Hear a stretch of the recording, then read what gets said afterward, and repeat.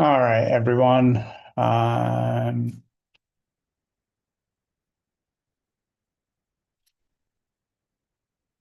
we all right, everyone.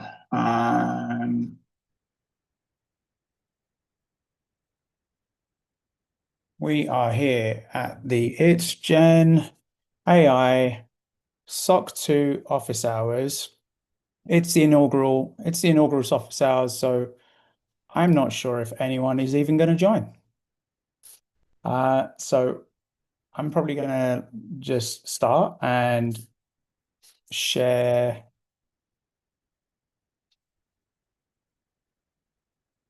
what I'm doing this week and what we're going to be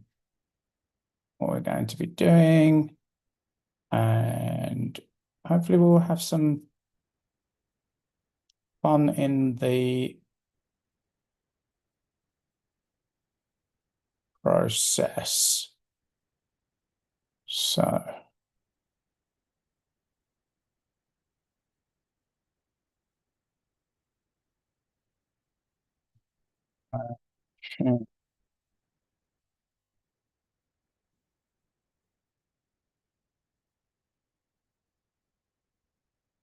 okay, so SOC 2.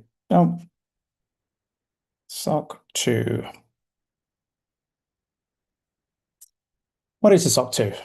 SOC 2 is a certificate that is an auditable certificate that is overseen by the AICPA. And that, for anyone that doesn't know, is the Association of Chartered Accountants. That's what your CPA does.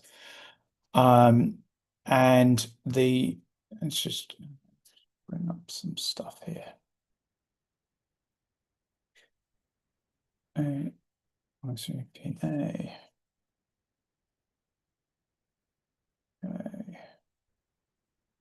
So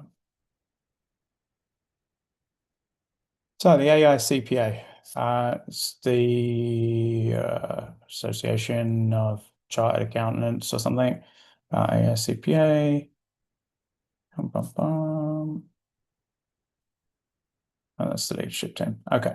American Institute of CPAs. American Institute of CPA. That makes sense. AICPA. And the AICPA provide a certificate called the SOC 2, well, SOC. Let's just call it SOC for a second. And SOC basically stands for Service Organization Controls. And service organization controls are split into two. SOC 1 is specific to the financial components of an organization or a service.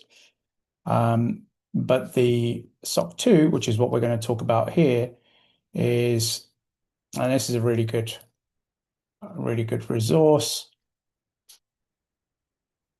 So I'm going to put that in the chat here if anyone wants it. The SOC and SOC 2 are split between finance and then the trust service principles. So the trust service principles are split into 5 trust service principles: security, availability, process integrity, confidentiality, or privacy. So why is that important? Who cares? All right, you're secure, you use AWS, who cares? It's important because number one, the attestation to a SOC 2 is independent. So if you've ever had a financial audit or any type of audit, you will know that independence plays a big part in the audit process. And the SOC 2 is no different. So what you would do is you would call an auditor, and you would put an audit program in place where essentially an auditor will come in and independently verify that your service organization, and we'll dive into what service organization is in a second, meets these 5 trust service principles: security, availability, process integrity, confidentiality, privacy. Okay. So what's a service organization? A service organization is some product or service that you offer. So if we take a look at, for example, Google SOC 2. So we'd see here what Google does is Google and Google Cloud and cloud compliance. So Google Cloud is a service organization, right? And so what they do is what Google does is they will contact a third party auditor and they will say, okay, you know what we need to do? We need to get a SOC 2 certificate for Google Cloud. And that includes the products, the systems, and the infrastructure related to the standard. And that really, yeah, and you've got some like it talks it through, what the processes are, etc. And what organization, oh, this is great because I've not really seen this. Who performs the internal independent third-party audit? So in Google's case, the independent auditors are E&Y and Coalfire. SOC 1 and SOC 2, what the difference is, and then what you've got here is the services that are in scope. So these are the various service organizations that are in scope for Google SOC 2. And as you can see, there's a lot, right? Like, geez, it's a lot. And Google Workspace, which is then Gmail and Docs and all that stuff, and then the admin stuff. Okay. And there you go. And then we see SOC 1, which is the finance, and then SOC 3, which actually has it's a public version of the SOC 2. Okay, great. So what we do here is we define, actually, well, let me do this. Because I know that people are going to want to watch this at some point, and we can.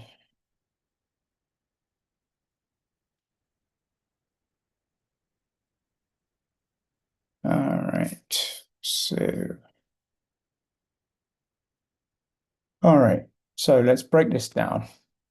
We have an organization. Now, organization it's Gen AI.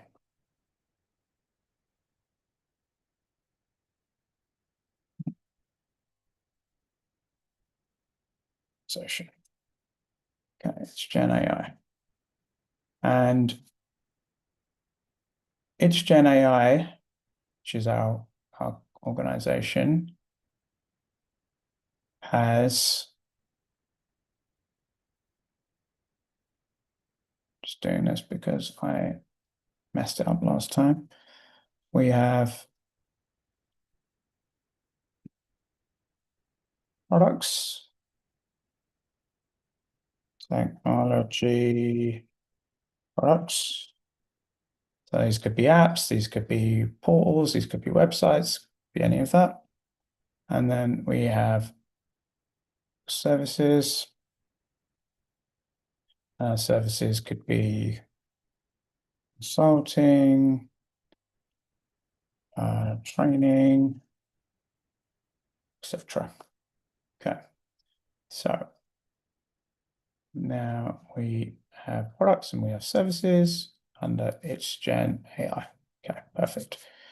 So what is going on here? What we need to do is It's Gen, need customers.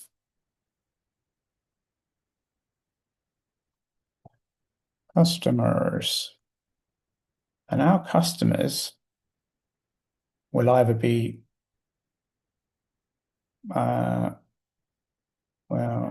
either buy products or services. Okay, pretty self-explanatory. But so where's the SOC 2 come in? Well, in this exchange that we have between the can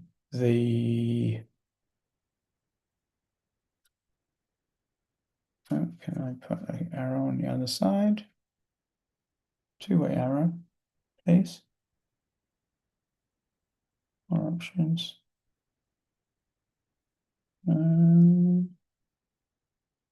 Maybe I don't know how to get an arrow.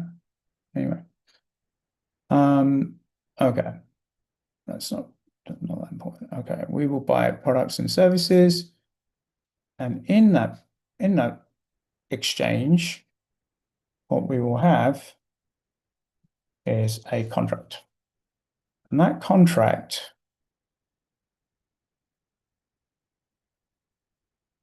which will typically be a terms and conditions, but it will also state things like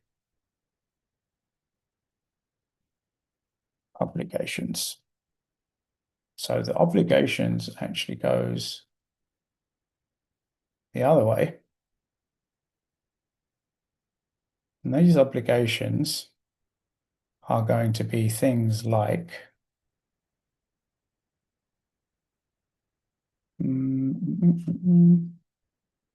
one, keep your data safe. Two, have a system that is there when you expect it to be.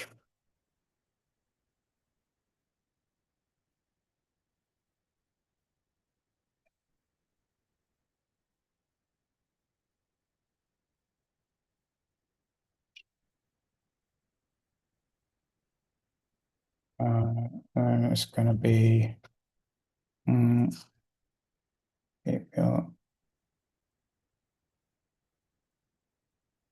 okay. It's going to be confidentiality, so security, availability, work as expected, or confidentiality, security. Let's just remind myself what the trust service principles are.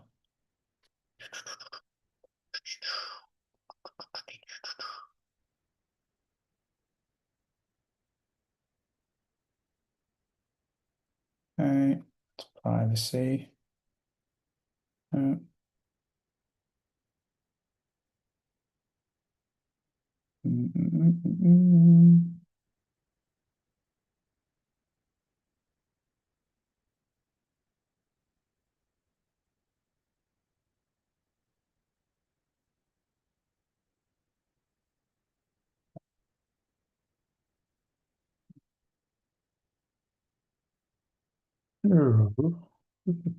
Oh, there we go. Trust services criteria. This is really important for the SOC 2. Okay.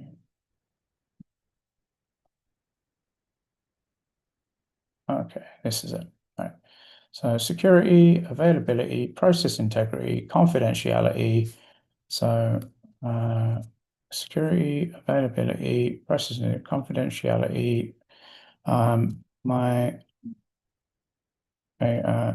not visible to others. 5.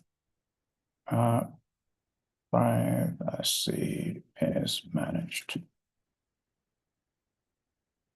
Okay, so in these, so we've got a contract, and the contract has obligations.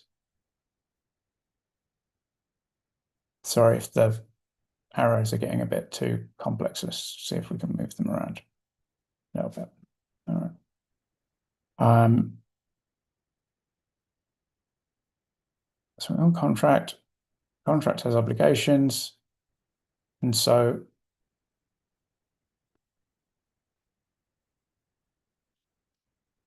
how do we prove this is the question, right? How does HGen prove to our customers that in the contract we have these obligations and we will actually do what we say? Well, we could open up our kimono, a virtual kimono, and we could show everyone what we do and how we do it. Or what we could do is we could have the customers' risk teams or vendor procurement teams or contracting people knock on the door, they come in, or if anyone is familiar with a spreadsheet that normally gets sent out, a customer assessment, which has a whole bunch of questions. That's how they find out. Or what they can do is they can ask for independent attestation or an independent view of all of these obligations. And that's where the organization could provide to their customers a SOC 2 instead of a whole bunch of stuff. So now that we've got that, go, all right, well, where do we start? That's like the number one thing, right? Where do we start? Where do we start? Let's not even say that. Let's just say start. So the starting place for a SOC 2 is always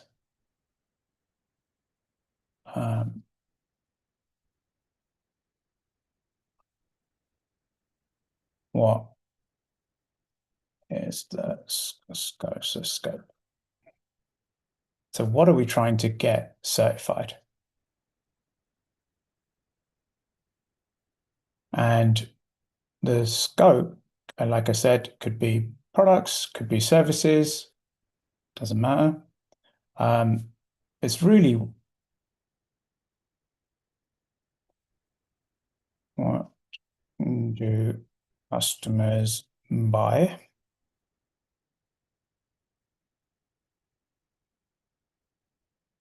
Right?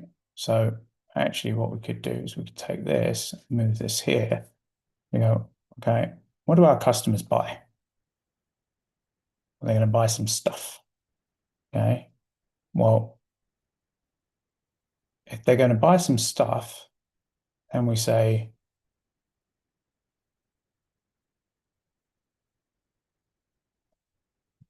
what are we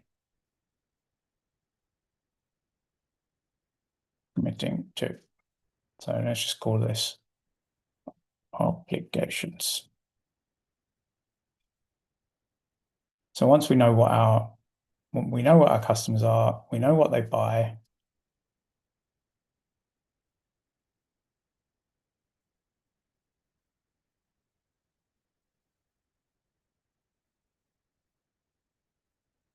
And we say, all right,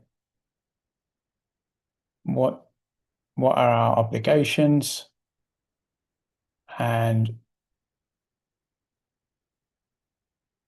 then once you've got the obligations, you would then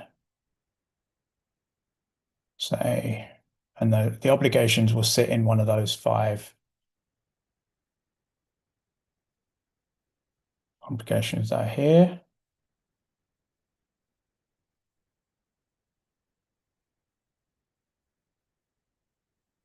And then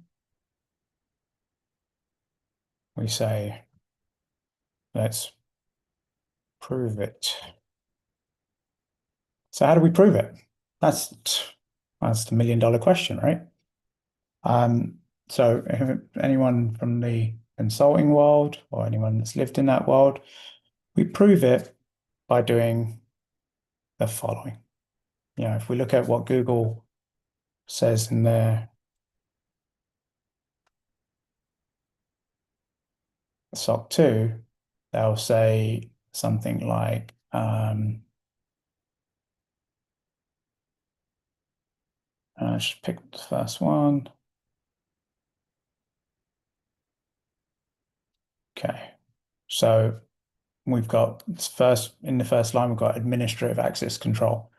So administrative access control, the word administrative is really talking about policies and procedures and governance, right? So there's that governance piece and the overarching how do we do things? Well, the governance has to be implemented by people. The people need to follow process, and the processes normally it can be manual, obviously, but the process normally is some combination of manual and technology on which lives data. So all of this is what we need to prove, right? And that doesn't happen. That doesn't happen like, snap your fingers and off you go, because you may have a way to do something, but that may be, let's say, and let's call it here, and let's call it surety.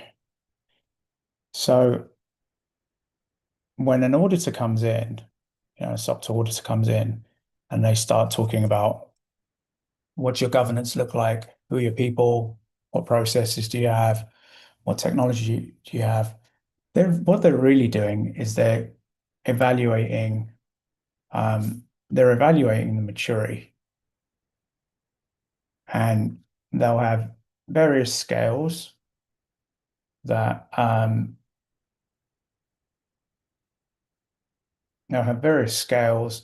range from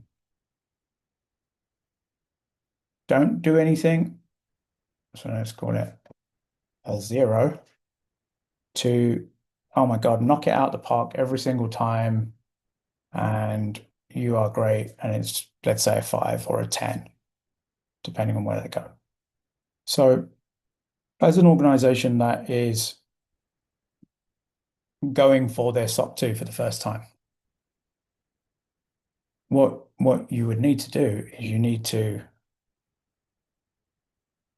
gauge where you are on each of these, for each of these things, from a 0 to 5. And if you have no idea what something means, so you like your governance, what does that mean? If you don't know what it means, then you're at a 0. So let's not try and kid yourself. But you may have some things in place that could be classed as governance. So like you could get to a 1, but I would strongly recommend, that's a thing, that you really want to be averaging at least a 3 in every area before you even start thinking about SOC 2. All right. Okay. So with that being said, what I am going to do is I am going to Because I know still on YouTube.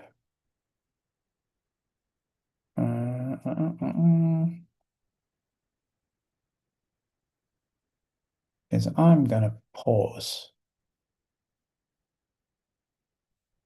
the live stream for a second. I'm going to stop sharing and I can only stop or I can start. So let's just call that the introduction to the SOC 2.